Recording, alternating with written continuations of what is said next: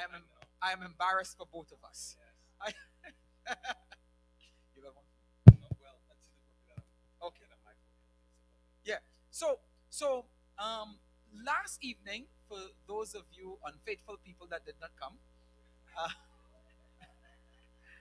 Sister Curlin, I wasn't talking about you. So I dealt with the scars of poverty, and one scar that I shared about is the scar of feeling ashamed. And what I shared how poverty is not so much the lack of goods and service, or the lack.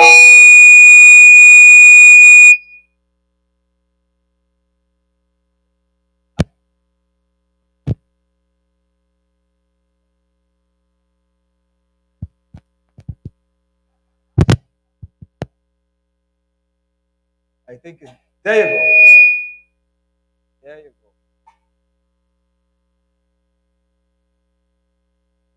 Yeah. I think that's good. And when you go back, if you, yeah, that's good. That's good. I carry myself on it. You know, the real blame is I was running my mouth with Broad and Tony, and they distracted us from getting tested properly. They came all the way from Berea to cause mess in our church.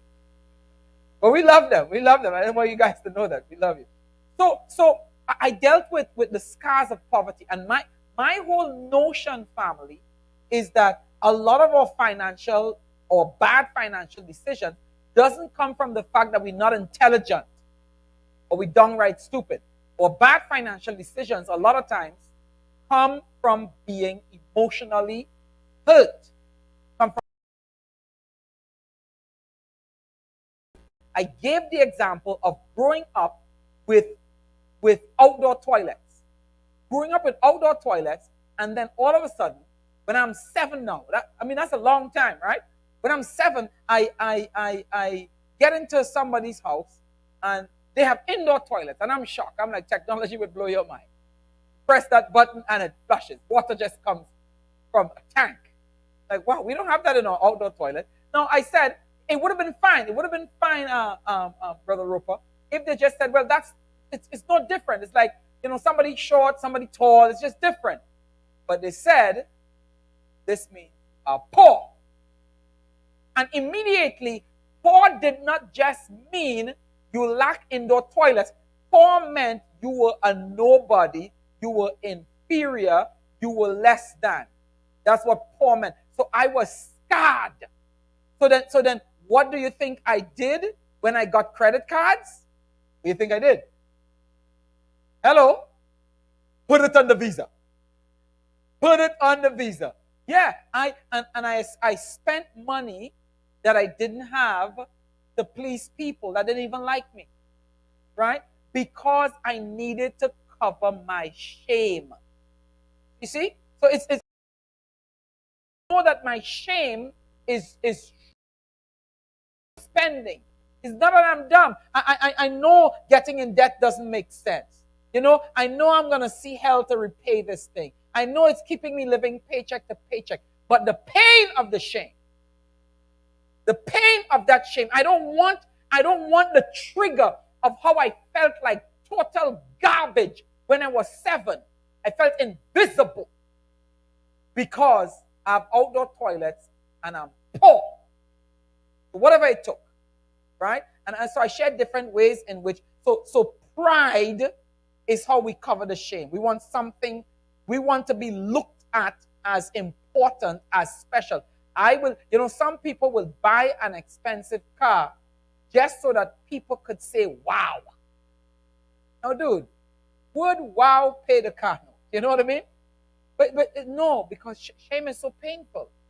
And if you guys know the principle of pain and pleasure,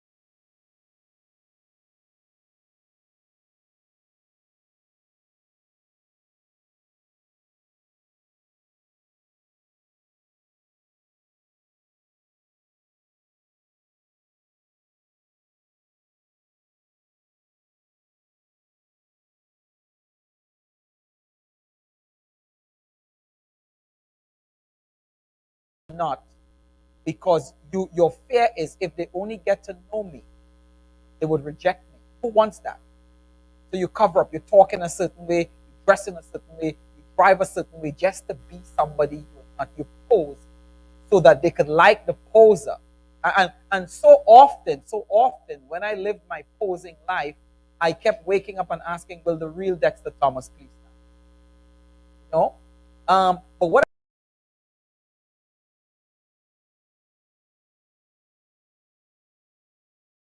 from that shame, instead of the poser and the pride, how do you get healed? The word is acceptance. The word is Romans 5:6-8. While we were yet sinners, Christ died. So you don't go to God so he can accept you. That's nonsense. He accepted you while you were rotten and running from him. You go to God to accept his acceptance of you. You know what I'm saying? So when you understand how deeply loved you are, even though somebody wrote you off because of your weight, somebody wrote you off because of your shortness, your blindness, your divorceness, your former womanizingness. Somebody wrote you off because of whatever reason. God says, and I love you so much that I came a long way. I came a long way in the form of an embryo just to die so that you can have a second chance at it. That's the power of that acceptance. And so what I was saying last night is, instead of being people pleasers, which cause us to spend, to dress, to buy houses we can't afford so that people could say, wow, you see where they live? You know, instead of being a people pleaser, you then become a God pleaser. Because you understand how deeply loved you are and how thoroughly he accepts you with all your drama and disease. Yeah? You become a God pleaser. No. I'm not impractical. We need to be affirmed by people. People need people. Don't get it twisted. Don't get all spiritual and foolish. We need people. We need each other. Everybody needs to live out the words of the theme song of the sitcom Cheers. What was the theme song again? Where everybody knows your name. Bro, you just did. You just put yourself in the early 80s. I hope you weren't watching it when you were 20. That would be bad. But where everybody knows your name and they're always glad you came. Yeah, we want that. And God made us to experience that. So you need to still please people. You need to be pleased by people and you need to please people. But when you become a God pleaser first, the people you please will be the people God. Is that tight? I thought that was tight. Yeah. So that's where you want to get to. So it's not on you. All of us need to be affirmed. All of us need to know, man, you're doing a good job. You're on the right track. All of us need to feel special by other people. God alone is not enough. If anybody, I remember this, especially my single ladies. We're all the single ladies. Single ladies would be like, Jesus is my man. Jesus is all I need. And then with this one lady, she always used to, this is my practice for my evening of humor tomorrow at 5:30. She'd be like, Jesus is all I need. And then one time her house was burning down and the neighbors saw a man jumping through the back window. They said, look, Jesus running. Yeah, so don't be lying, talking about Jesus is all you need. God himself, when he created Adam, in Genesis 2, God says it is not good that the man should be alone. And he was not just talking about the need for a wife, but for humanity alone. Jesus himself didn't only need Jesus and God. Because in the Garden of Gethsemane, dealing with his disciples, couldn't you pray with me? We need people, right? But the people you need to please are the people who please God. And you will know those people, you will feel affirmed by those people when you first yourself is a God pleaser. I'm done with that. Here's one more. And then I want to get your feedback. Remember, this is a feedback seminar. The richness of the seminar, the depth of the seminar, the wisdom of the seminar is from all of us and not from me. Right? So, Sister Stoney, you asked some good questions last night. No pressure, but I hope you came with better ones this evening. No pressure, Sister Stoney. No pressure. Represent Manchester, Jamaica well, please. Or else I'll tell people you're from Trelawney. So look, this morning I didn't name it, but this morning I dealt with another emotion that will derail your finance. And that emotion is self-hate. And I told you about my self-hate story because I slept on the floor growing up, so I felt like a bum. My clothes was in a garbage bag, all my teenage years. So I felt like garbage. It's so funny, man, sleeping on the floor, and I'm in a room with 10 other siblings, 10 or 6 other, how many of it was? A lot of us. Sometimes I travel, right? And churches put me up in these fancy hotels and a king-size bed. The first time they put me up in a hotel with a king-size bed, I called all my siblings. I'm like, come on over. Come on over. There's room for all of us. This is better than we grew up. you know? But so my clothes in a garbage bag. I'm sleeping on the floor on a sleeping bag or sleeping mat, whatever that was. And I said to myself, I'm bum, I'm garbage. And basically my self-talk about what happened to me poisoned my life. Absolutely. It filled me with so much toxic hate for myself. And it's amazing how you could still succeed in certain areas of your life, even though you're filled with self-hate. I went and I got a doctorate, filled with all that self-hate, never celebrating myself, never having quality, relationship. Because hey, I don't deserve anything. Right? Self-hate. There's no way I would be seeking financial freedom. There's no way I would be seeking to put aside and delayed gratification and all these concepts. If you don't have any love for you, any special feelings for yourself, then you'll never seek to do well financially. You'd be content living paycheck to paycheck, or not even that. You know? So part of my healing, like I shared, how I began, of course, the antidote to self-hate is what? Hello? Exactly. And how that started for me, I'm summarizing from this morning, is I had to first distinguish, Tony, between fact and the stories we make up about the fact. So the fact is, I slept on the floor. The fact is, my clothes in the garbage bag. I'm a bum because I slept on the floor. That's a story. I'm garbage because my clothes are in the garbage bag. That's story. I had to distinguish between fact and story. But then secondly, I had to go and rewrite the story. I had to go to that dark place accompanied by Jesus the light. And I had to rewrite the stories. And my new interpretation brought me so much. The same facts. All of a sudden, because I'm rewriting it, I still slept on the floor. All my teenage life. Those are still in the garbage bag. But my new interpretation said, look, the house was full. My dad had died. And the rest of my siblings came to live with my mom. By the time I got off of boarding school, that place was packed. But my mom never wanted to separate the family.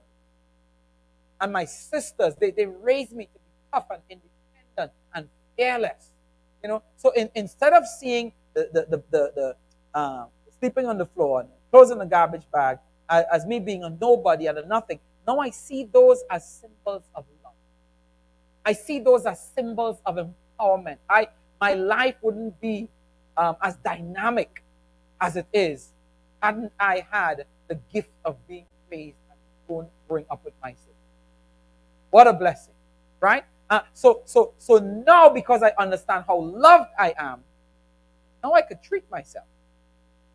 Yeah, now I could go on trips. Listen, when I got married, I took Deuteronomy 24:5. Broad, take note. I took Deuteronomy 24:5 seriously.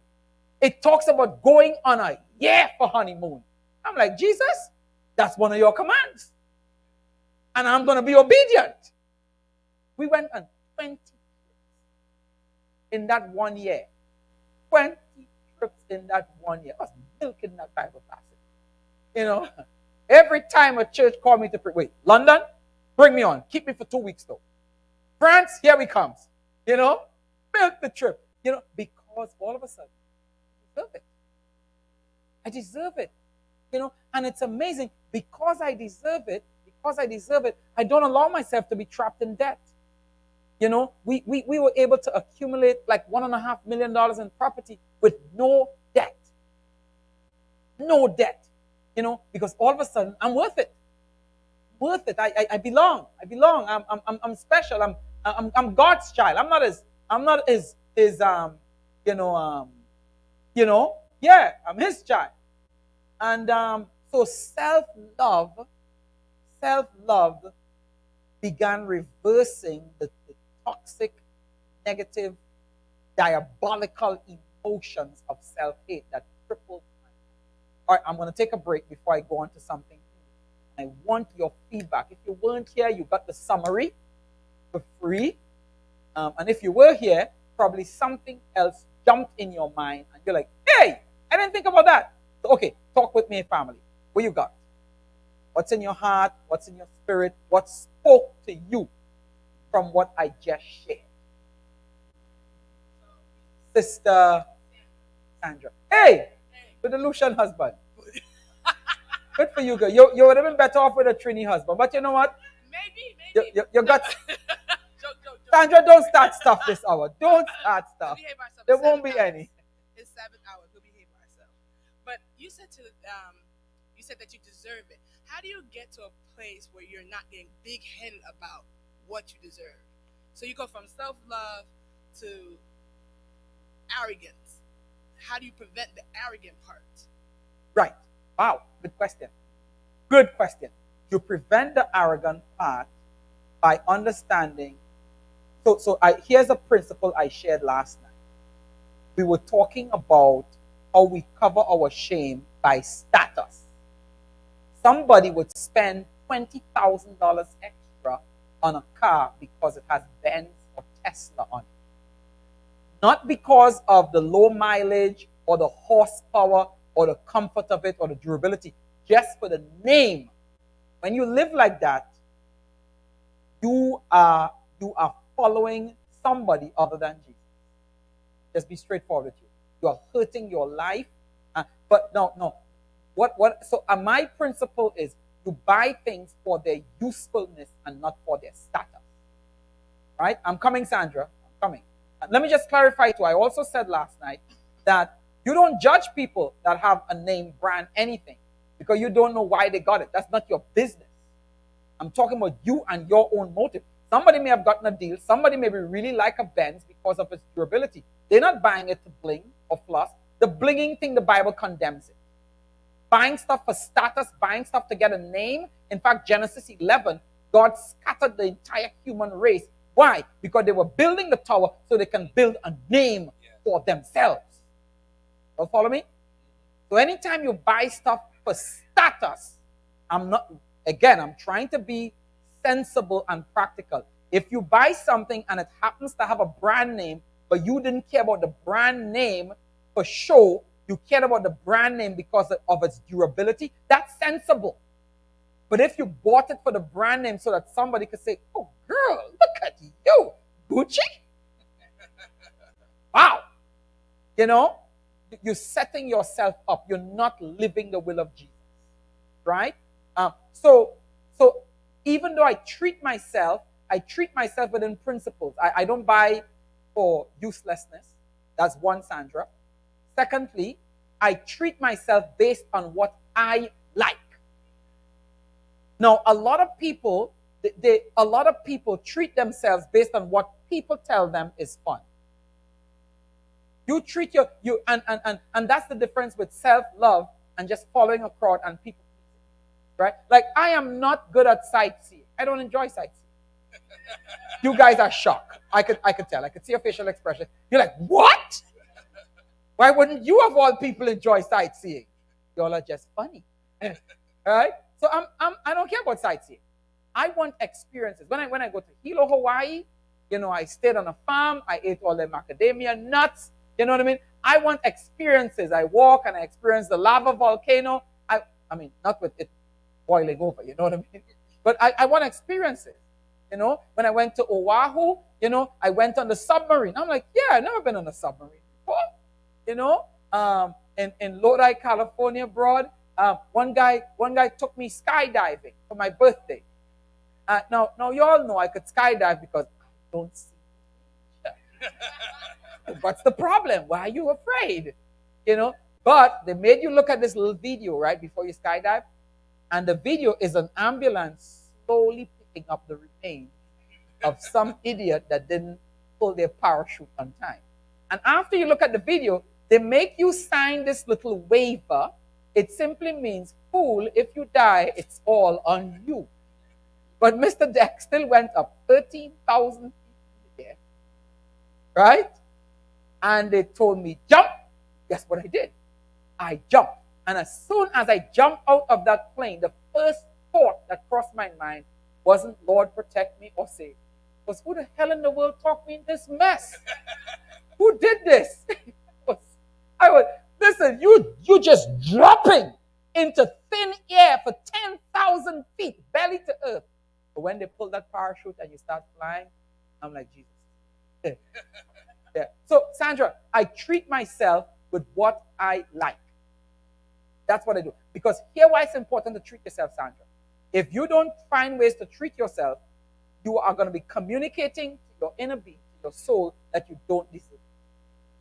And the most productive you is a loved you. I remember one time I flew from London, being all cheap. Flew from London and decided to take the train and a bus to go home in Fort Lauderdale. I flew from London to Miami. I'm living in Fort Lauderdale. Is 45 minutes away if you take a taxi. No, I don't want to pay no $90 for a taxi. So I took the train, no, a bus, then a train, then 2 buses to get home. I got home like 5 hours later. And I just did a 9-hour flight, you know. Man, I kicked myself so hard. I'm like, you're communicating that you don't deserve it. You just work hard. You spent 3 weeks doing a campaign. You know, you're burnt, you're tired. You want restoration. You want some kind of pampering. That's what you're going to do to yourself. I'm communicating to myself, I don't deserve it. And if I don't deserve it, you know, it means I'm not loved. And the person who is not loved is not going to be highly creative, is not going to release their earning genius. Sandra, I'm losing you? But I don't like how you're looking at me. No. Yeah. So did I answer your question though? Because so I keep myself not arrogant by staying within my self-treating. I don't treat myself based on what is popular to treat yourself. And I don't treat myself outside of my budget. And I don't treat myself for status or to brag to people, look what I got. No? Yes? You got me? All right. Who else? This was a good question. Sent me on a boost check. Oh, we got it. Who else? This is good. Before I jump into the next emotion of that trips us up and that messes with our finance. Tell me who is speaking.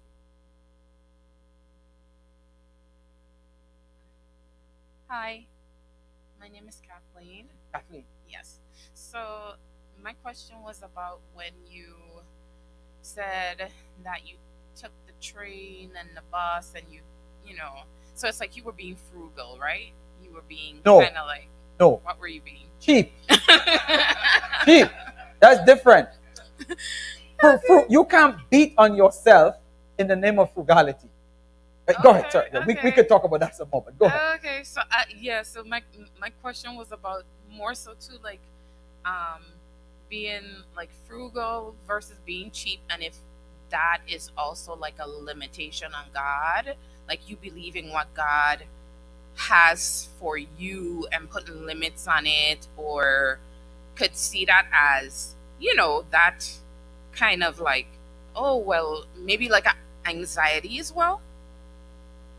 Right. Anxiety of not enough, or storing up, or not you know, because I was wondering where the cheapness was coming from. Was it like a not like putting limits on God, or you know, or do you believe that frugality is not putting limits on God, it's just being wise, and then being cheap is putting limits on God? You know, Kathleen, right? Yes. Kathleen. You know, Kathleen, we grew up with different financial philosophies, and we probably don't realize it, and we live out of those financial philosophies. So I grew up with my father first, right? The first 7 years of my life, I grew up with my father. And I grew up with my father saying, eat everything today. Tomorrow will provide for itself. How do you think I lived? Then I grew up with my mother when I got to 7, and her philosophy was eat a little and live long. And they had me schizophrenic, you know what I mean? But you think about it. So some of my cheapness was habit, was not being used to pampering Dex. And notice, Sandra, pampering for me was just a taxi, a $90 taxi. I don't need to go in no spa like like my wife wants to go. I don't need no manicure or pedicure. That's not treating myself. For me, I needed rest. I needed a quick way to get home, and just relax, do nothing. So my cheapness came from poor habit. My cheapness probably came from still my self-hate that belief I didn't deserve it. Even though I worked my tail off, I didn't deserve it. Now, the difference between frugal and listen, I'm kind of sounding like the expert here, but remember, guys, please jump in and answer. This is not the Dexter Thomas show, right? This is the New Jerusalem men's blessing experience, right? So please jump in. So I don't have all the answers. So if I'm making myself look like that, that's a lie, right? So I don't have all the answers. I'm desperate for your wisdom. But frugality, I think, is wise. Let me tell you why frugality is wise. There is so many marketing ploys to make you spend senselessly. Buy one, get one free when you don't need none of it. Let me tell you, free, and we're going with emotions here now, right? Free makes us illogical. You don't need it. You never wanted it. You just saw it, and all of a sudden you hear free, and it triggers, I gotta get it. I got to get it. I don't care if I don't want it. I don't care if I'll never use it. Gotta get it. I don't care if I have 2 in my closet right now. I gotta get it. They said free. You become illogical. And part of being illogical is because free symbolizes a gift. Free symbolizes being taken care of. Free symbolizes like being pampered. You know what I mean? Y'all could see that? Yes. So we grab it. Wow, I'm actually loved. They're giving it for free. The bank told me they have $500 for me. The bank don't like me. I know that. So any offer they send me, I'm like, you don't like me. I don't want it. So the idea of being smart with your spending is frugal. The idea of not being wasteful is frugal. And not being wasteful is not in battle, is not in conflict with believing in God's abundance. One of the most abundant miracle we witness, and I'm reading all the Gospels right now, and I notice all the Gospels has the same report. What happened after Jesus fed 5,000 families, which is like 20,000 people, with 5 loaves and 2 fish? What happened after that? Hello! Lady, you know your Bible. They had 12. The Bible intentionally says they picked up the broken pieces because he's God of the leftovers. You know what I mean? Yeah, and it's crazy. I love the story so much. Is that they thought they didn't have enough, but man, they had 12 baskets of leftover. There's a song. I'm drinking from my saucer because my cup has. That's the kind of blessing God gives. But God's abundance is not waste. So why are you picking up 12 baskets, Jesus? Come on. You just fed 20,000 people and throw that thing away, man. No, God is not waste. And being frugal is keeping an eye out for wastefulness. And Sally, can I talk you and your wife business? Thank you for giving me permission. What I like about the ropers, I mean, these people are like my mentors, man. Militia, she is the coupon queen. Sally said, man, they were tough days. We were on $75 a week in groceries, and that's 5 people. And Militia would take that $75 and bring back 20 because of coupons. That's wisdom. Frugal. Kathy, did you get answered? Or no? What am I missing?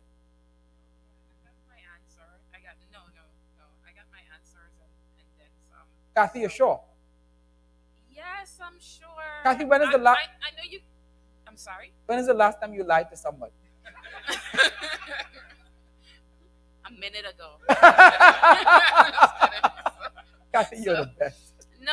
So no, I do believe that I get my answer because, when I heard you say about catching the taxi and it just kind of like ring familiar to Good. me, like sometimes Good, I was when you're suffering. when you're like, oh, maybe I could get a better deal when but like you said, it probably also goes case by case. Kind of way, yeah. Yeah, it Mhm. varies, and it's not like one size fits all. Because I always say to my wife, because sometimes my wife philosophy is right. I don't do that. But that don't drive me crazy. You shop around. I know it's gonna take a little time, but look, we financially independent. We none of us have a 9 to 5 job. Look around, please. I have saved thousands of dollars by her just looking around. And especially, sometimes we like for instance, we are experienced at thrift store shopping, and we don't call it used clothes. That's very negative. We call it experience clothing. No? And but sometimes people sell things on Facebook Market or offer up.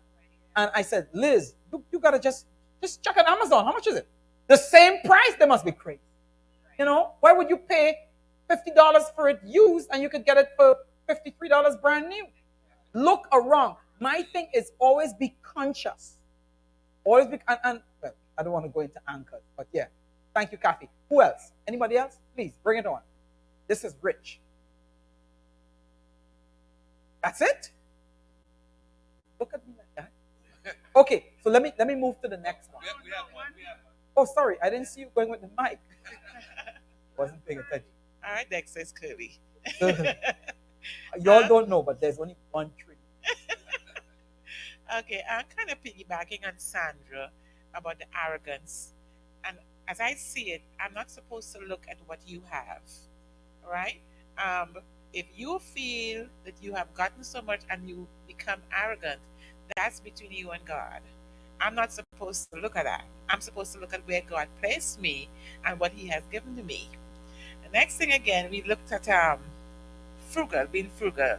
There was a time I would go to the store and purchase what I wanted. But what I wanted was ever so expensive. And this person introduced me to, we call that estate sales. And when you go to estate sale, you get quality stuff that you yourself can't buy. From there, I went to Facebook Marketplace. And I remember once I bought a bed. I couldn't afford a bedroom set.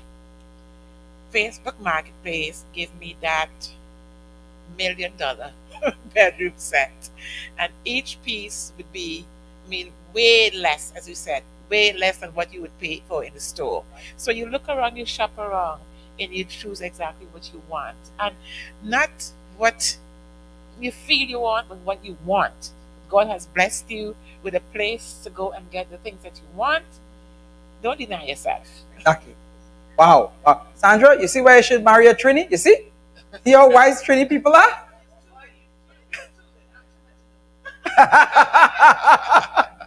Even talk like a my goodness. Anyone else? Thank you, Sister Curly. Thank you. Anyone else? All right. Could I jump to the next thing then? Okay. So we did self-hate. We did shame. And Sandra, if you notice what I shared about people pleasing, right?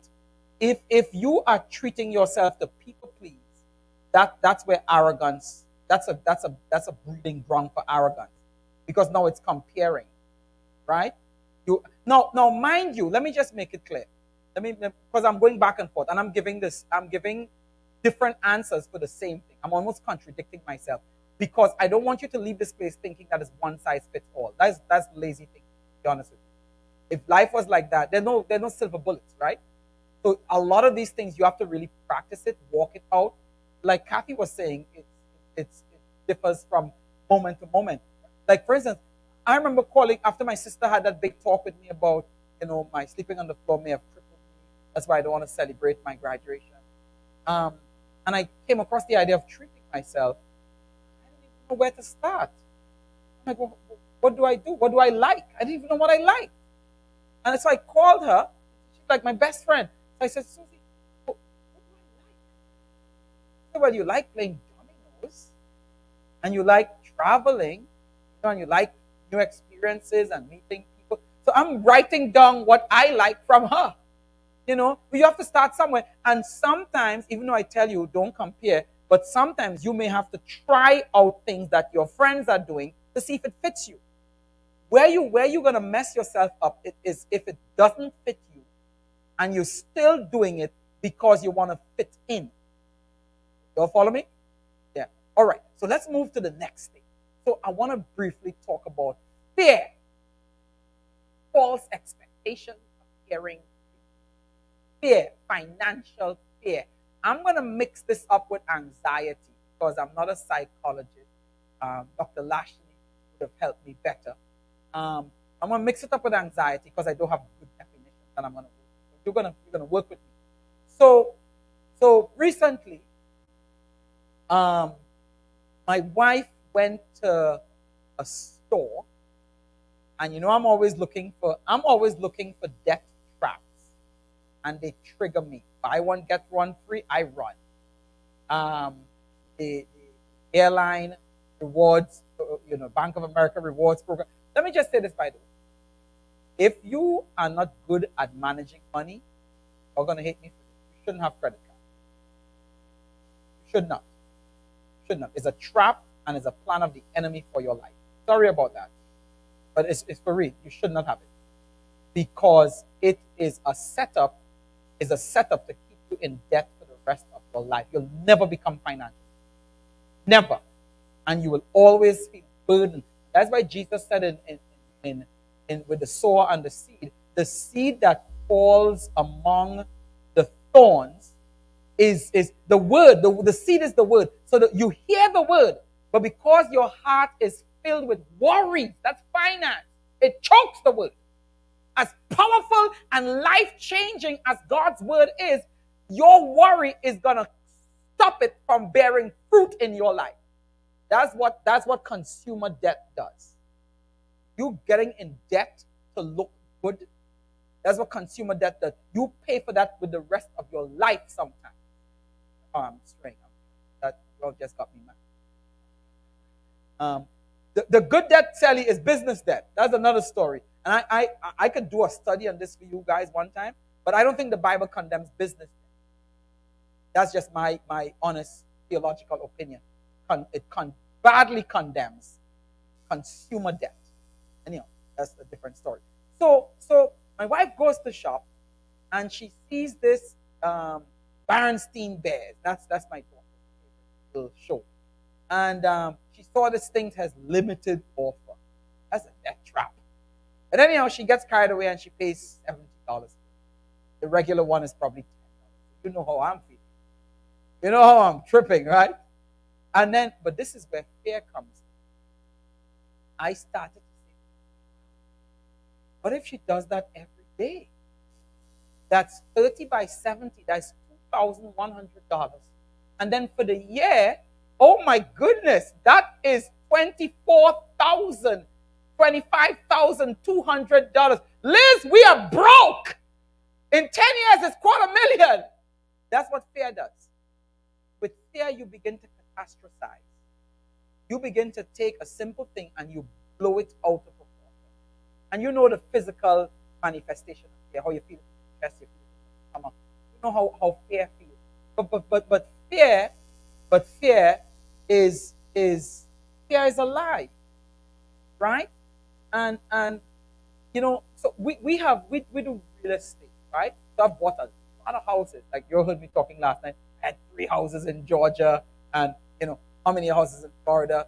But every purchase was a scary experience. Every purchase. Every time I get a new tenant, it's a scary experience. You know why? Because anything that's worthwhile is scary. Getting married, starting a new job, starting a business, anything that's worthwhile is scary. If you're not being scared once a month, you're not growing. You're not taking any serious leaps. You're not getting outside of your comfort zone. Anything that is worthwhile. When I'm playing dominoes, there's no fear. When I'm sitting around Sally and Melicia's meatloaf table, there's no fear. Anytime you're stepping out, a new date, you're going to hit AdventistSingles.com. You're going to put up your profile and show them that, you brought sexy back. Fearful. It's fearful. But you need to step. The opposite of fear is what? What's the solution to fear? Is faith. You need to step out, because here's what you have to do with fear. One, fear is not personal. No, sorry. The biggest fear we have is the fear of failure. And what you have to do with failure is understand that failure is not personal. Failure is an event, not a person. It's something that happened, is not a person that happened. Am I being sensible? You're all kind of picking this up? Yeah. So and not only that, but failure is such a foundation for a lot of your successes. Failure is a master teacher. You don't always have to have it. You can learn from other people's failure, which is what I prefer to do. But some things you have to fail at before you can grow from it. I couldn't marry your husband for you. Well, your wife, sorry. That's a bad example. There's some things you just have to learn through stumbling. But as long as you're stumbling forward, right? Yeah. So financial fear. And so one of the things, I'm going to just all sort of things. You guys stop me. But, one of the things that helps you with fear and anxiety, I remember, so at one point I had 3 sources of income. I had real estate income, I had speaking income, and I ran a healthcare company, staffing agency. And in 2020, like for all of us, everything changed. My speaking appointments wiped away. One go, just like that, just disappeared. All. My healthcare company, we couldn't visit our clients in their homes anymore. We had a contract with Humana. Humana just pulled the plug on the whole program. Gone. After all those years of working with them, the contract just disappeared. I remember, and I was paying off some refinancing stuff that I was doing. I remember my chest started to anxiety. I've never felt that before. I had to literally just get up and walk around, compose myself. And what tripped me up is that even though we lost those 2 businesses, we were still living on 50% of our income. So unlike so many people, we were doing extremely well. But anxiety. One of how you come against anxiety and fear is building your confidence. You're earning confidence. If you and God dug out of a hole, then you could say to yourself, I've been there, done that, and I have the t-shirt. I can do it again. Right? And that is why, for me, I am not a proponent of consolidating your debt. That, for me, is a lazy approach. And you don't learn from it. You don't learn the pain of what it costs to get into debt. If you get out of debt as quickly as you get into debt, the same lack of delayed gratification, you're going to get right back into that debt. Trust me, I can sign on that. You're going to get right back into that debt. The better thing is you take your time and you do the Dave Ramsey snowball effect, where you take the smallest credit card, no matter how high the interest is, and you pay that off. You pay minimum interest on all the other credit cards, and then on this one smallest balance, you pay everything else. You knock that thing out. What do you think happens when you pay that credit card off, that little small one? It feels good. What else? What else? It gives you motivation. What else? Right, but what does it do when you pay that first one off? It builds your It sure does. Because what you need when you're getting out of debt, when you're building your financial courage and your financial confidence, what you need is a can-do spirit and mentality. And you get that when you get wins. That's what paying that first card off. And then you move to the next one. You think you're going to rush back into debt after going through all of that? You're going to be so conscientious that it pains and it hurts. And then the other dangers with credit card is it stops you from thinking. When you have to count out that money and pay that $58 at Cheesecake Factory, you're like, I thought Jesus paid all. He did with the credit card. You don't feel it with the credit card. And the purpose for swiping is to stop you from being conscientious. That's a dangerous place. And which is why I like with the prodigal son story, the Bible says when he became conscious, when he came to himself, credit cards stop you from being conscious. You stop thinking, and you have it so easy. It takes away the pain of spending. All right, I think I'm messing with some people today. So I believe in knocking stuff out, experiencing delayed gratification. You knock that thing out. Let me pause really quickly because I have so many things to do. Let me pause if you have feedback. You want to knock me down. Come on. Bring it on. Credit card. No, bring it on. Anybody else has a feedback? Anything you want to add or any questions of clarity you have? Am I helping anybody? Yes. Are you sure? Sally? That's when Sally brings me back again. Do more fundraising to bring me back. Sally, when you bring me back. But let me talk about business a little. Let me just share my story. I was Sally and I were talking to one of his buddies, multi-millionaire buddies, and Sally, I just love how God uses it. I told you that several times. I'm not pumping. I'm not trying to get extra. But she told me he brought his buddy here at the church. This guy probably has $15 billion assets. And we were chatting with him yesterday. He was talking about he bought his first house when he was a sophomore at college, just randomly, And I was like, man, you were 20. I was in my 30s and didn't even know what a mortgage was. I was that ignorant. So broad, when you met me out there in the Bay Area, I didn't even have a clue what a mortgage was. I remember my nephew called me from Trinidad. He's like, hey, there's a house selling for $10,000. Wow, that's good.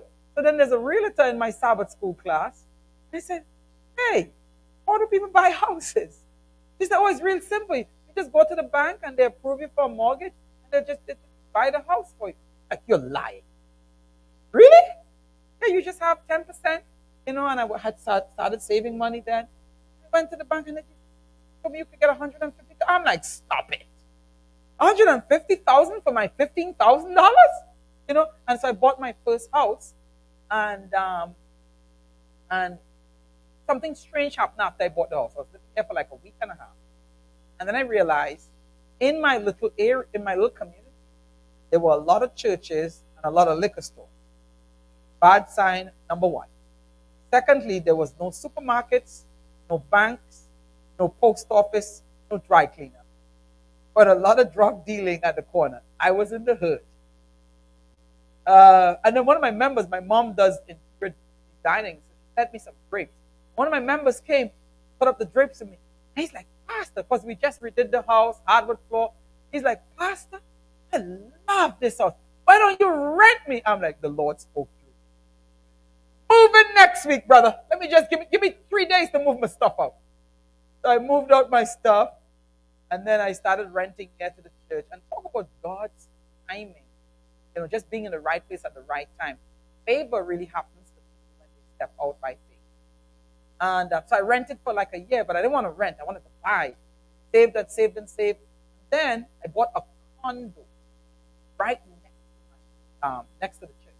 So I could kind of walk to church. The church was in a pretty, kind of like an upscale-ish neighborhood. um, area, right? Right, exactly. You all know I'm not making stuff up. Around like a fancy lake in Oakland. So bought this condo, and then the condo was 115,000, and then after 4 years, I was just making $50 a month, and man, maybe I should sell it. I'll make more money. I was thinking maybe it got up to like 150, so probably 35,000. I had the most I had made. I did a revival one time at 55,000. That was the most money I ever made in life. So to think I could make 35,000, wow. So I called my property manager. I'm like, hey, I'm thinking about selling my condo. How much do you think I could get for it? He's like, oh, you paid 115. Like, but there are others in your building that sold for 30, and they're not as nice. Like, I could make 115,000. I couldn't sleep for weeks. So I sold the 2 properties because I'm now living in Florida, and I bought 3 houses cash, and I was able to retire. Real simple like that. And making 35, 40,000 a year. I didn't need a lot. I'm single, right? I didn't need a lot, and I was able to retire. I didn't need anybody permission to take vacation. I didn't park anything. The conference could move me to another church, like the New Jerusalem. Nobody could do that anymore. But let me tell you what led up to that. Think about it. Growing up poor, growing up broke. That $250,000, I could have easily bought 3 Teslas. Hope that one of them became a self-driving car, or whatever. I could have blinked, right? What made me buy houses that would bring income every month? Because I read Robert Kiyosaki's Rich Dad, Poor Dad, and it changed my life. A couple of things. So my sister with the business credit, I'm answering your question a little bit. The one thing, 2 things I learned from Kiyosaki. One of them is putting assets ahead of liability. That changed my mind. He said 90% of what we spend money on is liability. So an example of putting assets ahead of liabilities is wife wanted to buy a Benz. That's such a thing. I'm making up. I know they have numbers in them. So I'm making up a number. Wanted to buy this fancy sports Benz. You had to pay 10,000 down or whatever it was. And then somebody gave her the idea. So why don't you buy a duplex? You just pay $10,000 down. That's an FHA loan, 3.5%. Back in the day, right? So she paid that down, and every month the duplex was cash flowing like $1,000 after all expense. So she saved up that $1,000 she was getting every month from it. Until she got the down payment, she bought the Benz. The duplex paid off for the Benz. After 5 years, the Benz is paid off. She still had the duplex. That's the golden goose that every week laid a golden egg. Most of us will take our hard-earned money and buy the Benz. And after 5 years, when the value is greatly reduced, you have nothing to show for it. But you have an old broken down Benz, and then you're going to debt to buy another one. 40 years later, in your 70s, that's how we live. That's how we live. And then we come to church and we testify that Jesus helped us pay our light bill. Jesus should stop doing that. Keep you in darkness, like I am in darkness, Teach them how it feels to be blind, Yeah. So it's sad. It's sad. So we get into these debt traps because nobody taught us to put assets ahead of liabilities. Now notice, I'm not criticizing buying the Benz. Rich folks have liabilities too. They probably have more than we do, but their assets pay for it. They don't take their hard-earned money to pay for it and have nothing else. That's it. When you pay for that thing, you're done. But if your assets pay for it, you still have it and you have the asset. Does it make sense, anybody? Put assets ahead of liabilities. Now, I keep talking about Sally because we talk a lot, right? We talk a lot. So, I was telling Sally, man, it's difficult to teach people these things because I don't know what it is. I don't know if it's the scars of poverty, but people take this thing and they're like, I don't want to wait. So you just want to stay in debt? You want to keep living like that for the rest of your life? So here's the second thing Kiyosaki taught me. It really changed my life. So that's why I didn't spend that $250,000 $40,000, a lot of money on cars or dress or flights or travel or buying a yacht or blinging. I wanted financial freedom. And I got assets that paid me every month. I would, listen, man, I go vacationing in the islands for 3 months at a time, and every bill is paid. Every bill, because of that one decision, because I had financial literacy by just reading that book. But here's the other thing he taught me. He said, because, one of the things we grew up hearing is it takes money to what? That's, you keep saying that, you'll be trapped for the rest of your life. Because you'll never have the money to make the money. You're going to get the money working on our regular jobs. So that's a lie. Now, let me be clear, let me be practical. When you have money, it's much easier to make money. But you don't need money to make money. Let me tell you what you need. You need a VIP. VIP stands for vision, ideas, partnership. Vision, ideas, partnership. What is that? What is that? Break it down there. So I'm in Trinidad. I wanna go into property development. Those are people who buy raw land, then they cut roads, they put lights and water, and then they sell the lots. This guy had 30 lots in the bush, right? 30 lots, and he wants 120,000 US for it, but I have to pay 40,000 down. I checked my rich bank account, and I had 40 US dollars. I'm like, this is not Jesus with the 5 loaves and the 2 fish. I'm not sure that 40 is going to be multiplied. So here's what I did. I'm riding Kiyosaki's idea, right? It doesn't take money to make money. It takes vision, ideas, and partnership. So I have the vision. I want to develop these lots, and I want to resell them because, look, he's selling me the 30 lots for 120,000. When I develop it, each lot is going to be worth 40,000. So the 30 would be 1.2 million US, right? 1.2 million. 10 times what I would have paid for it. But I don't have enough 40,000 to even pay down to lock this thing in.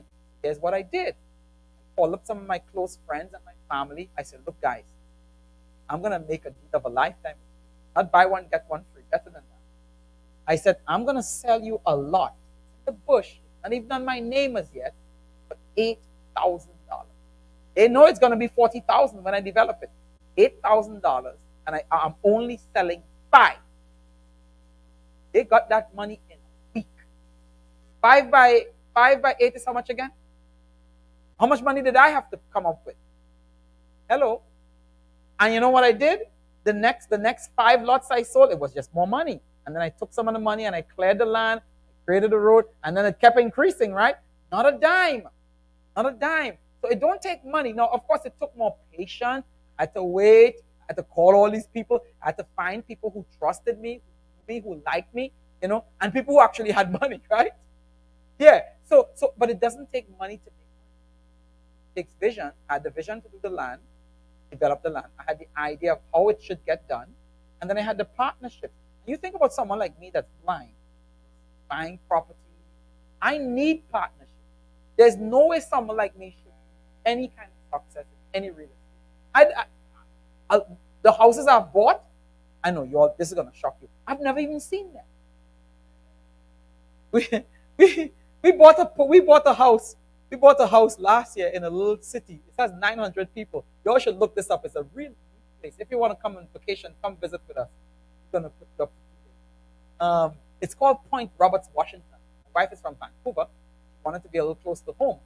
Point Roberts is in America, but you have to drive through Canada to get to it. Go figure, right? Americans, you guys are thieves. Y'all just took the people country. Call it America. You have to drive through America to get to this little part of America. Drive through Canada. Bought this house in Point Roberts, and I'm just hanging. It's a real country area, right? 900 people, no sidewalks, no traffic lights. We leave our cars open. One lady said, because we're 5 minutes from the Canadian border, right? It's like a peninsula surrounded by water. We're 5 minutes from the Canadian border. One lady said to me, she said, we leave our car open. I mean, if they steal it, where would they go? Good point. Leave my house open. We travel for 3 months. The house is open. Real nice country living. but so when we first moved there, I'm trying to get to know people in the community, and this one guy, he was so mad with these foreigners like myself, foreigners meaning non Point Roberts people, coming in and buying up the land, and he's like, there's some of these people, they're just buying sight unseen. I'm like, well, what choice you leave me then? What choice do I have? I have to buy sight unseen, Joker. so so um so you need partnership. So I have people who do repairs for me. I have to trust them. I know them, and that's real hard. So even though I laid out this VIP for you, make it really simple, it's hard because even finding the right people, So like I don't do no properties where I don't have boots on the ground. I'm not that ambitious, and I'm not that risk taking. I need to have a system in place before I could say, well, okay, yeah, let's buy a house there.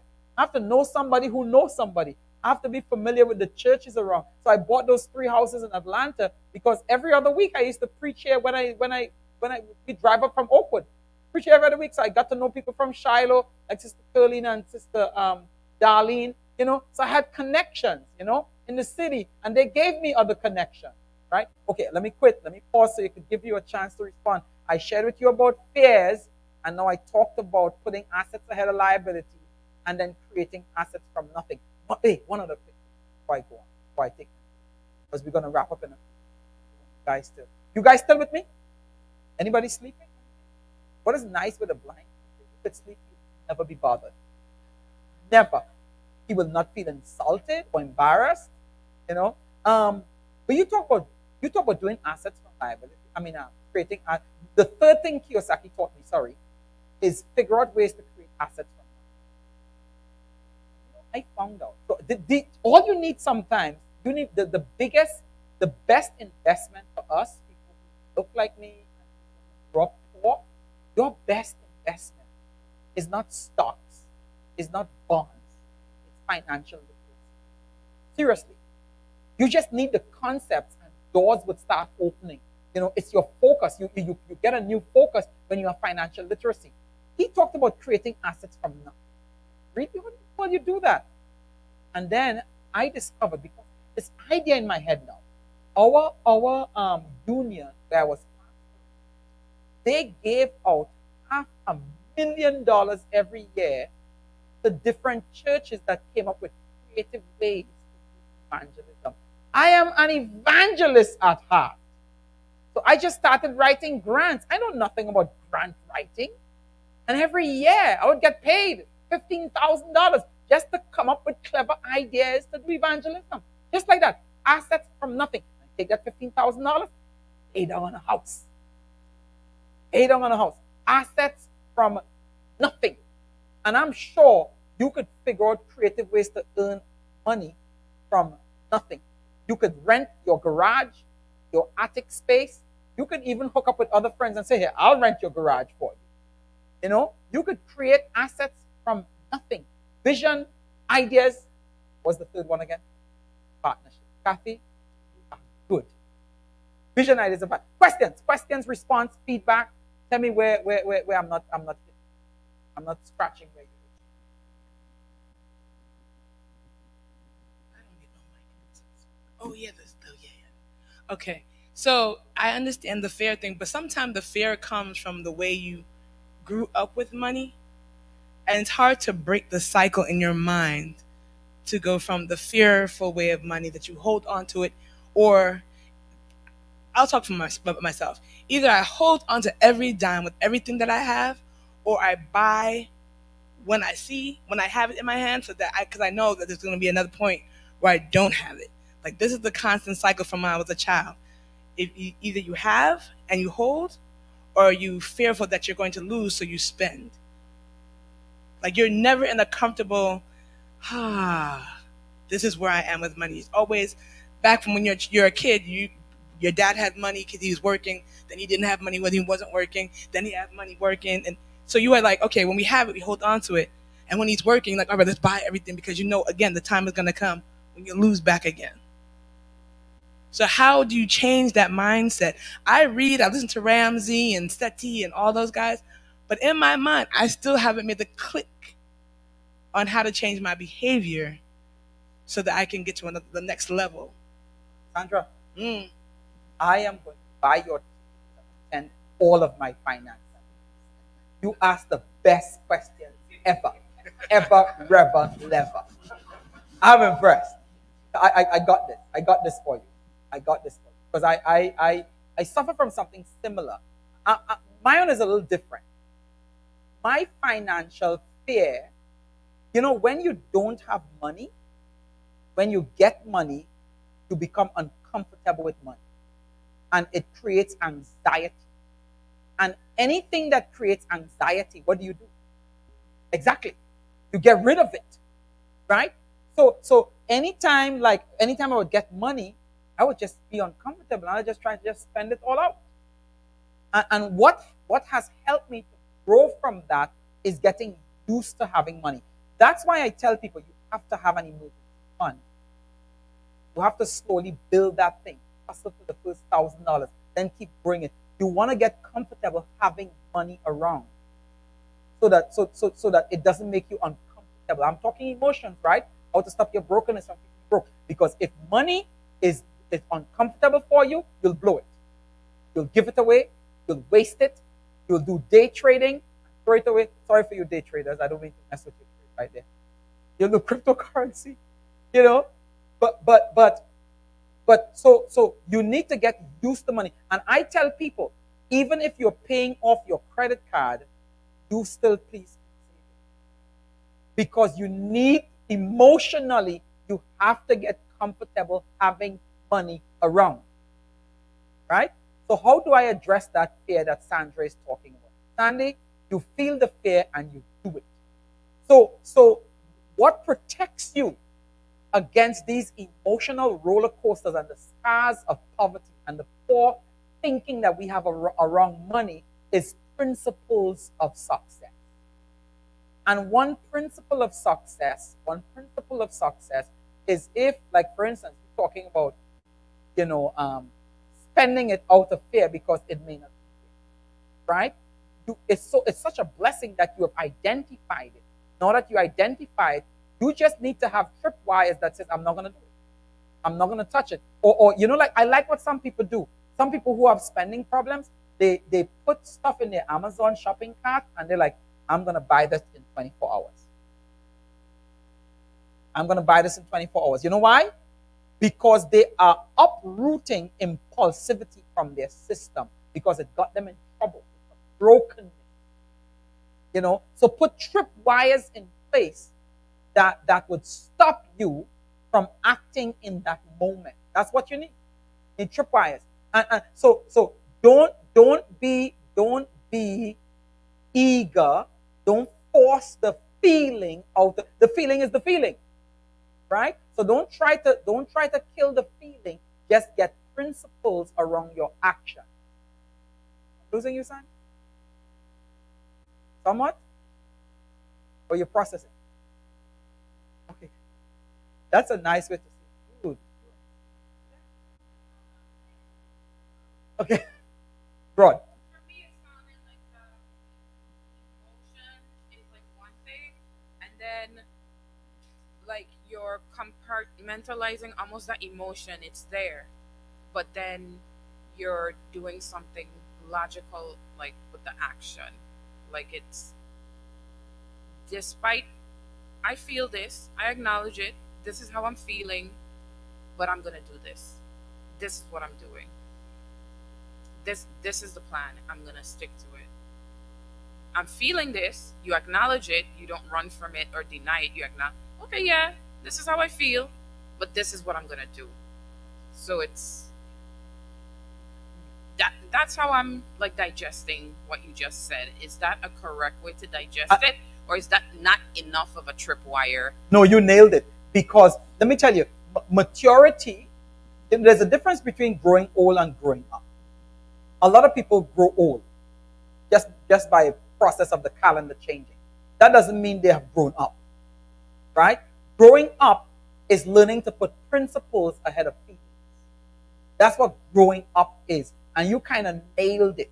But that's exactly what you're doing. You're putting systems in place. So you have to identify your brokenness.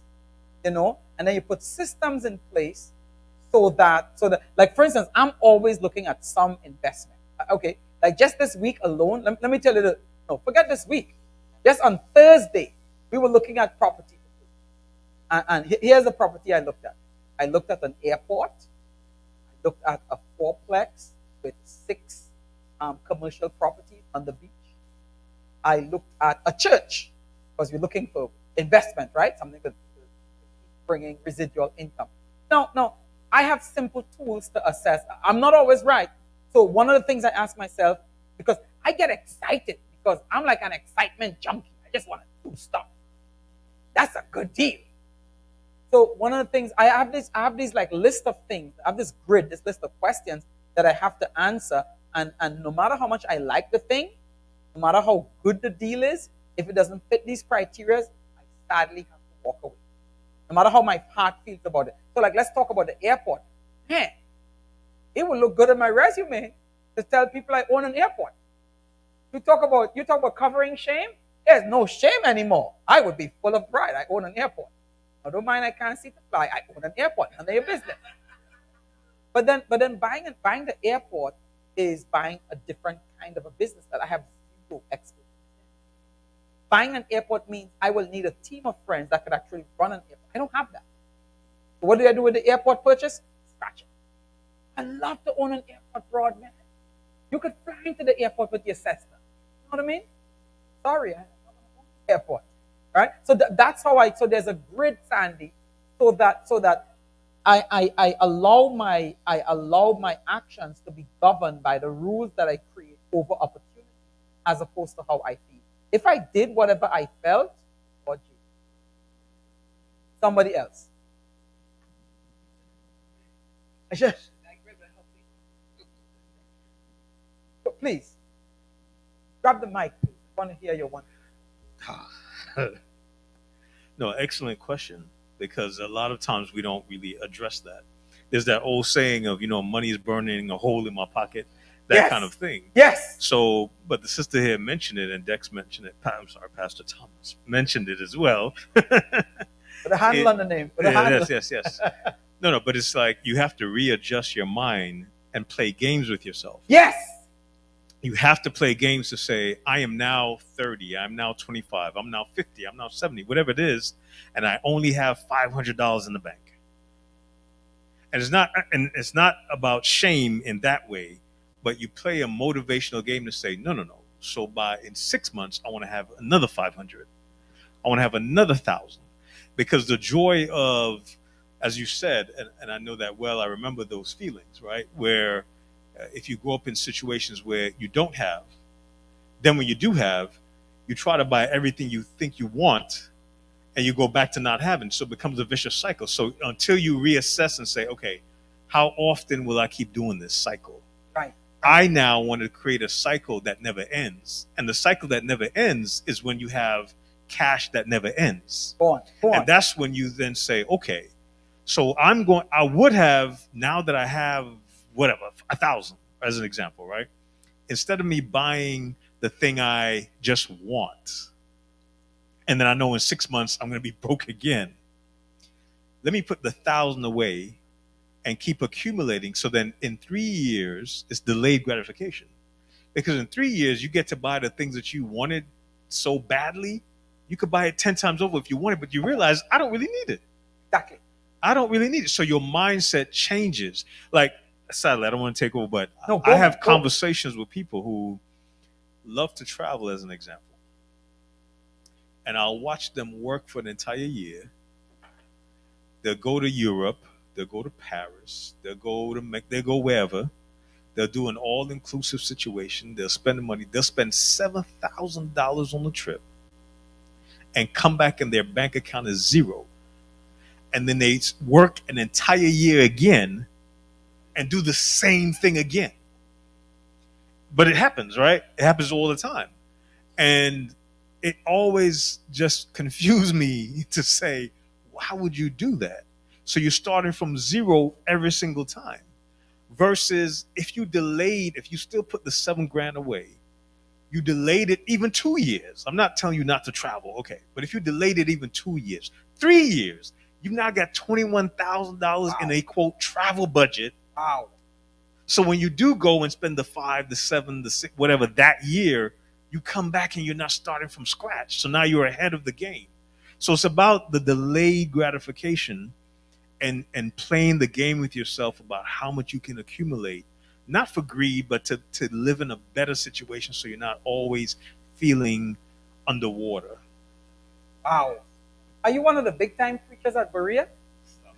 Wow. That's how they talk at Berea, boy. Bro, wow. That's all I have. Wow, that's good stuff. Because you do realize though, broke becomes our comfort zone. Broke becomes our comfort zone, having paycheck to paycheck. So you that's why you so need the principles. And that's why you want to keep saving so you could get used to money. So that you no longer just used to being empty, right? And it's the same thing with bad relationships. There are some people who are in relationships that the spouse is treating them good, or they're dating and they're being treated with respect, and they're like, nah, something, the other shoes is about to fall. Not used to being treated well, right? All right, somebody else. Um, I would like to know your top 5 financial literacy, like reading materials or like books. Your top 5 besides the Bible. Did you are you looking at my notes in Braille? So let me give it to you right now. So Rich Dad Poor Dad, that's one. The second one is The Millionaire Next Door.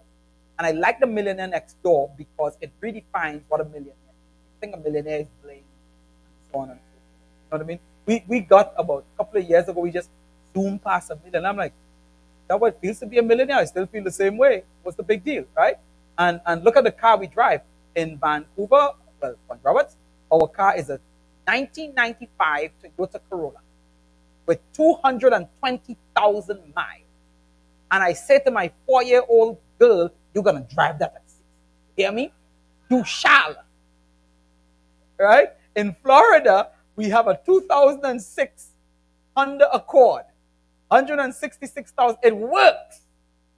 Right? I learned that most millionaires in Millionaire Next Door, most millionaires live in average middle class neighborhoods, drive average cars, they just don't blink. Because what I learned is when you blink, like if I bought a Lamborghini, you know how much to park one of those in a safe place? You know what I'm saying?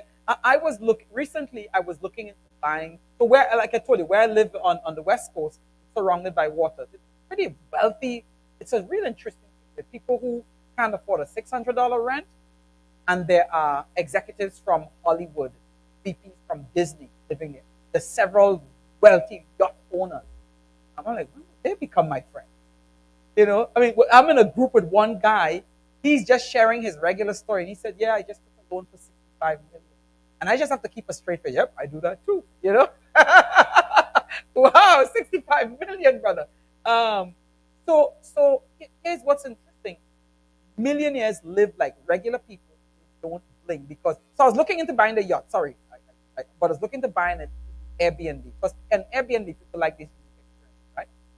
But man, I soon discovered that BOAT, the acronym for BOAT, is bring out another 1,000. It is costly to maintain. Anything in water rots, you know. So they don't bling. So it means because blinging has cost associated with it. All right. So Robert Kiyosaki, Rich Dad Poor Dad, The Millionaire Next Door, the third book that changed my life. Who Moved My Cheese by Spencer Johnson. It's 20 pages. This guy sold over 20 million copies of a 20-page book. And the essence of the book is there are two little people and 2 mice. And all of them stumble upon a huge block of cheese. Let's call it Mount Everest. Huge block. And the two little people, they would eat their cheese. They kept their tennis shoes tied around their neck, eat the cheese. Then they would go out in the maze looking for new cheese. The 2 mice And they pulled their bed next to that thing.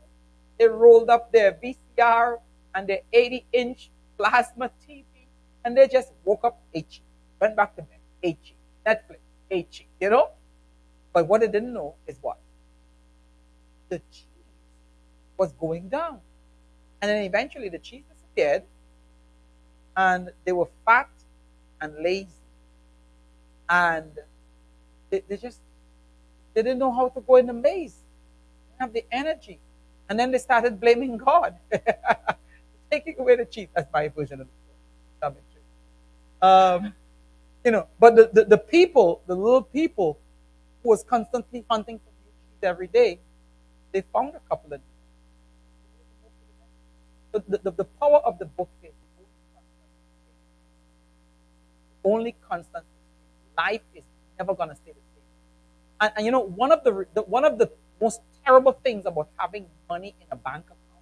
I'm not talking about your emergency fund, which is the ideal is 6 months of your expenses. I'm not talking about that.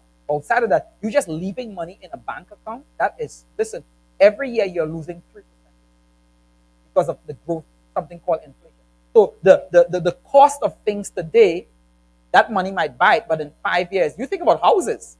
I used to buy a house every year for $100,000. That was years ago. Up until 2020, those disappeared. Now those same $100,000 houses is $300,000. My $100,000 saved up in the bank, sitting there, wouldn't even buy the garage. So it's kind of senseless just to leave it there. You're losing. You're not saving. You're losing. Put it in something that's going to earn you something. Anyhow, so who moved my cheese really changed my life. That's why I'm always on the lookout. Now somebody would ask, but when is enough? Do you have enough? How do you know it's not greed? How do you know it's not like the guy in Luke chapter 12 that's building bigger barns and saying, "Soul, take thy ease," right? Well, let me tell you a couple of things on that. My ideal is to figure out, okay, this is the amount you need to live on, your daughter's college fund, You find out your expenses, you're living comfortably. And as a business person, to me, if you decide that your need is $75,000 a year, everything above that, you want to get to the place where everything above that you could just give it away. That's my dream life. Just give it away, even if it's $200,000. Because you get to the place where you just have enough. You're just blessed by it, and you're so eager because $1,000 could feed an entire village. An entire village. The kind of impact our giving could have, kind of strange, but yeah, the kind of giving our impact could have.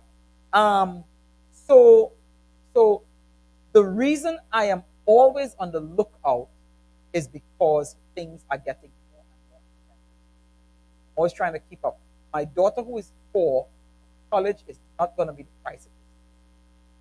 You know that already. All right. So number 4 book is this is a recent one I read. And it's a lady, she calls herself the Budget Mom. That's her blog. But it's called My Money, My Way. I like the book. And I'm just making up another 2, right?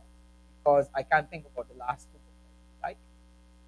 But My Money, My Way, I like what she does with budgeting. Because I've always kind of poo-pooed budgeting. I'm like, I just need to know that I have much more coming in and going out. That's my budget. But what she did, but budgeting could be so burdensome, especially if you don't like all the detailed stuff.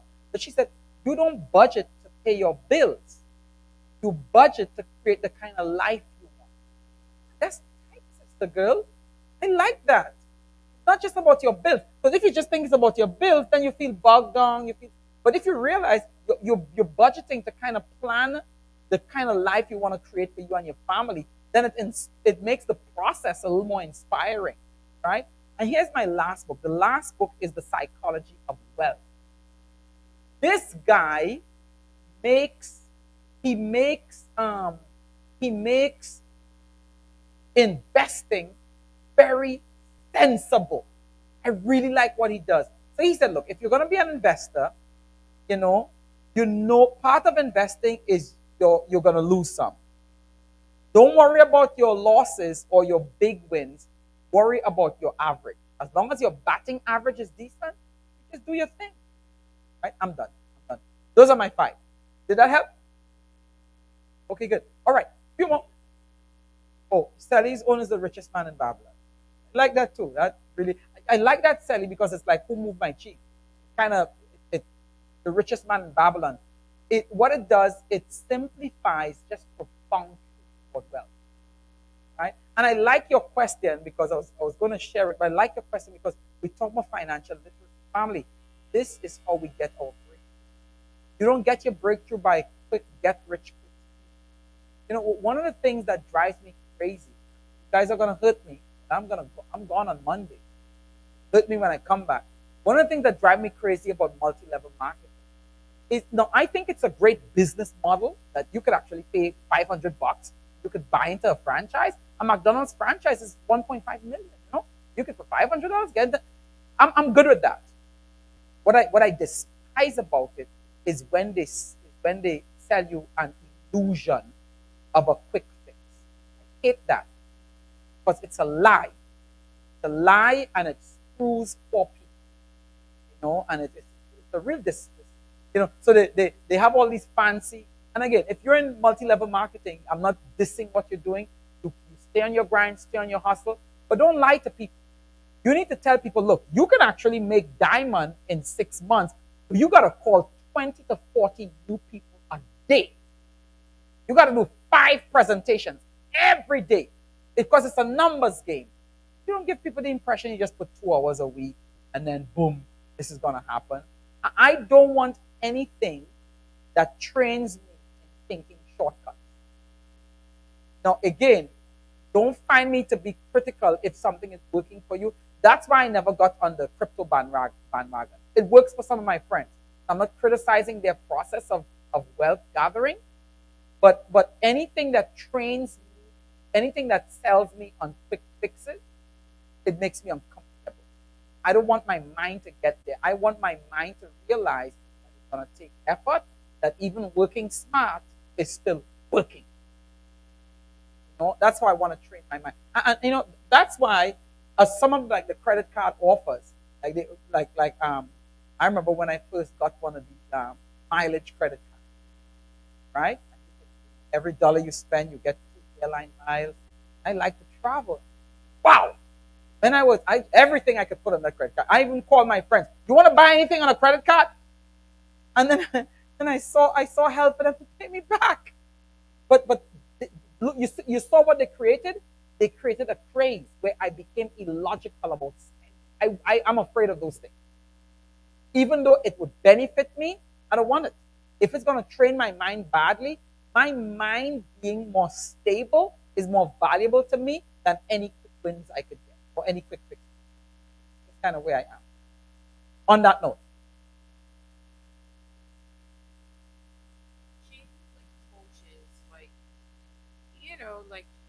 That's kind of like a big industry right now too, like the wealth coach or the business coach or how do you feel about those? And have you ever like sought out like coaches to help you get over a hump through a financial, or has it just all been you just taking the time to read, apply, fail forward?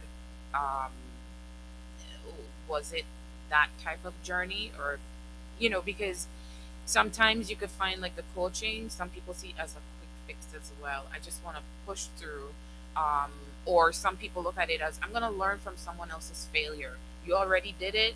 Now you have some of the answers. You're willing for me to pay $5,000, sit down, and you're going to tell me what you did.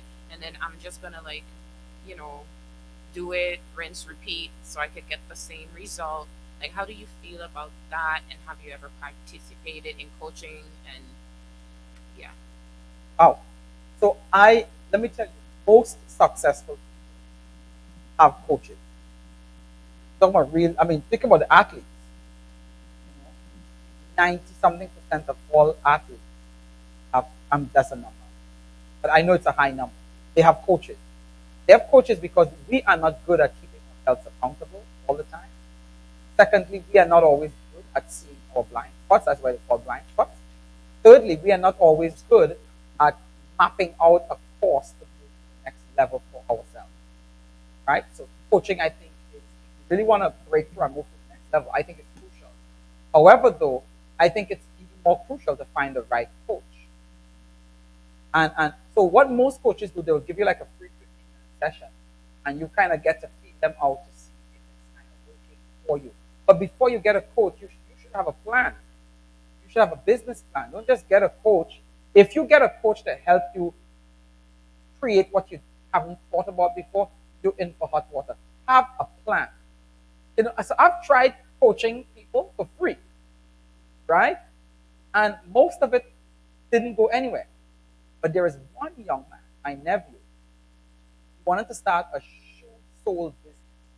And I'm really impressed. I have coached him for the last 2 years, and he has grown that business into like $1 million enterprise. I'm shocked. I'm like, man, how could I learn from him now? You know, and I've been coaching him. Um, uh, but there are a couple of things. Though he was hungry. One, he's hungry. He eats up what I say. I don't find people like that. You know, and coaching is different to counseling, right? Counseling is like dealing with your past and the struggles and your the darkness that you have to face.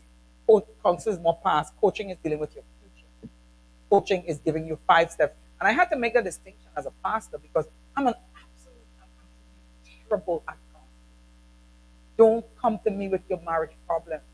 I will ruin you. But if you came to me, like couples that come to me and say, dating, I don't want to do this marriage anymore, I'm like, talk to Pastor John. I would be terrible. But couples that come to me and say, Pastor, we're really struggling, ill feelings towards each other. I feel like I hate him, I feel a resentment. But we want to make this work. You come, I'm your guy. But then I can give you 5 steps. And you go work on those 5 steps, come back to me, tell me how it was, and let's tweak it. Let's give you another 5 steps. I love that. So I've been extremely successful at people who really want to work. But you have to make sure you match well with the coach. So I think most of the coaching thing is hype. Is somebody just trying to sell something because they could sell it, right?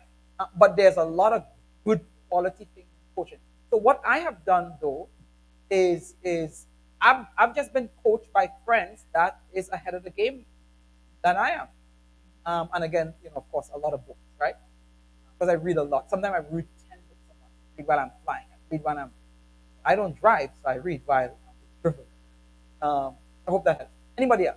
Yeah, good question. I was going to talk about that. Also, when you're trying to be financially free, you have to recognize people that could help you or could put you in the same path that you want to go. And you just mentioned that you find friends or people that you do know that is already successful or already has a game plan going and that you could piggyback off, and not so much piggyback off, but study them and learn them to improve whatever project that you're doing. If that make any sense. Totally. Totally. So you get coached in your area of your dream. But you do your best in writing out, talking out that dream and try the best you could to identify where you feel stuck.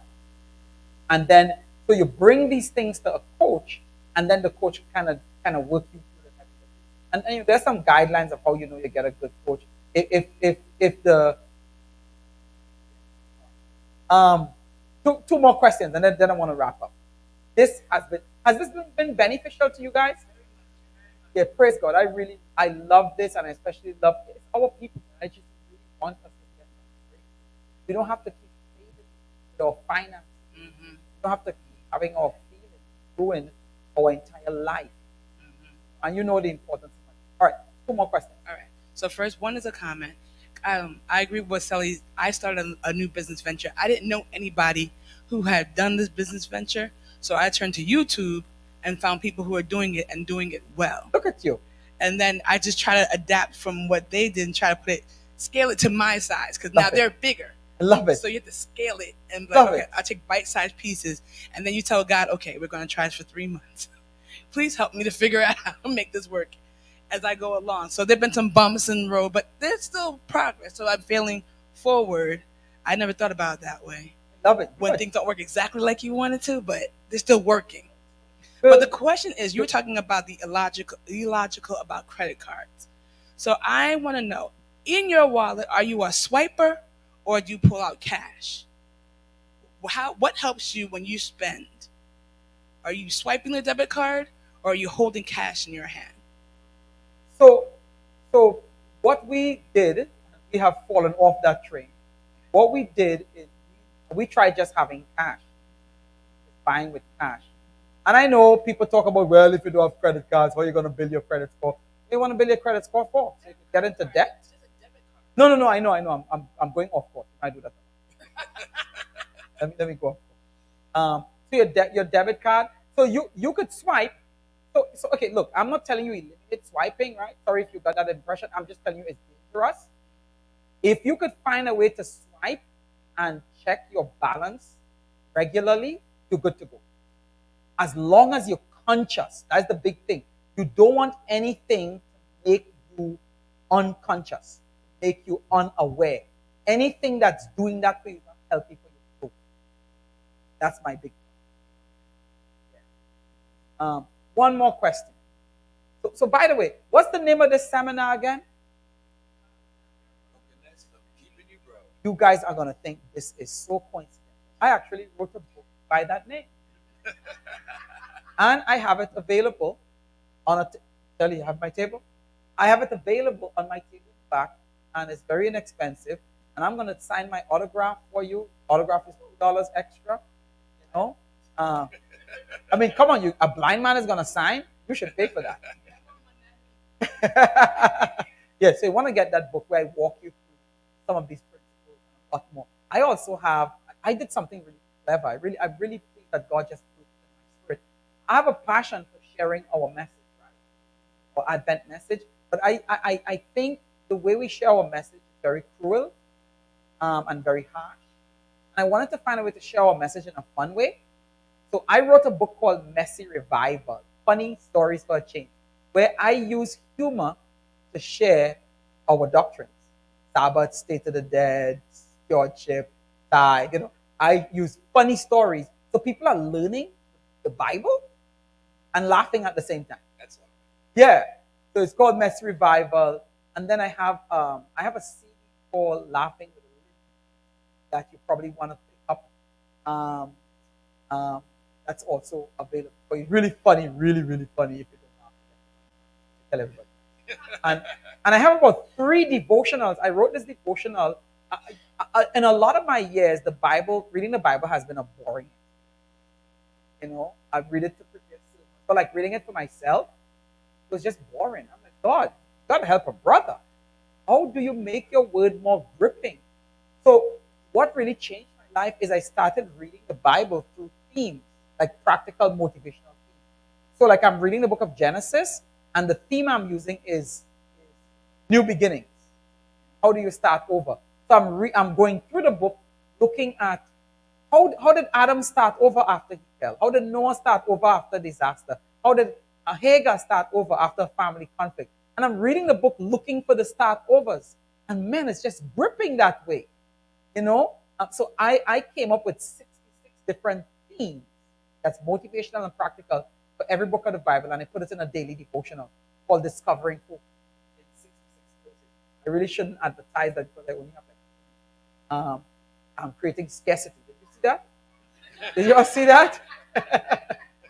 So you wanna grab some books on your way out. Let's take one more question, and then I want to pray over us, over our struggles, just for God to do something. Remember, this seminar is just the beginning. Keep reading, keep finding people that's like-minded, that wants to grow, that want to do better in their finance. And there's no shame in our brokenness. We didn't get here. We've had a lot to contend with. You know what I mean? As a minority population, there's so much against us. But it doesn't make life impossible. It doesn't make success impossible. It just makes it difficult. And not having financial literacy is one of you're committing a crime against yourself and your kids. So no matter where you are, if you're retired, you still go for it. Start reading, start learning, even if you can pass the knowledge on to others. Are you all with me? Yeah. So don't waste this seminar. Don't waste this seminar. accidentally got me for nothing, almost, almost cheated me. But I am passionate to share with people. I don't want to be one of those people, I got my blessing and I'm like, you get yours, however you do. Oh man, I'm so eager. Just do some of these things. God is gonna do something wonderful for your life. I don't want to be the only one that will have to clock. And look, I'm an entrepreneur. Not everybody should be an entrepreneur. It's a hard life. I don't recommend it to anybody, to every and everybody. 9 to 5 is a gift. Don't let nobody poo poo over it and call it JOBs just over broke. That's nonsense. You love your job. Just make it meaningful, right? So, anyhow, one more and then let's pray. And then go buy some books. Don't be like my friend. I told my friend, hey, you could get it for free. He's like, I still want the discount. Don't be like that. Don't be like that. All right, let's stand and pray, everybody. Stand and stand and Father, friend, faithful Savior, we just thank you for spend like an hour and 45 minutes just going back and forth talking about these principles of success. And Father, we've been beaten down, we've been broken. And God, sometimes it feels hopeless. It feels like we don't even have options. But I'm glad we can repeat those lies with these principles that we do have options. God. We don't have to keep letting our brokenness go. I pray for your healing from shame, healing from self-hate, healing from fear and financial fears and anxiety. I pray for transformation, God. I pray just enrich us with the richness of your love and the richness of your wisdom, so we can truly prosper being good health. And so that, God, we can just have more to give, to be more impactful in our giving. And Father, you had a promise for us to leave wealth for our grandchildren, not even our children. God, I pray that today you would begin to initiate and set in motion wisdom and investment principles that we can make those promises of yours a reality. So we bless you. Thank you for your blessings. In the name of Jesus. Amen. Family, thank you so much. Remember, 5:30 tomorrow, laughing yourself to life. It's only $20. It's a drop in the bucket. It's a fundraiser for your men's ministry. I am going to be at my funniest best for an entire hour. Bring all the moms you know, all the friends you know. I mean, let's show out tomorrow and show them how us folks could have joy in Jesus. Amen? All right. Happy Sabbath, everybody. Have a wonderful week. Bye.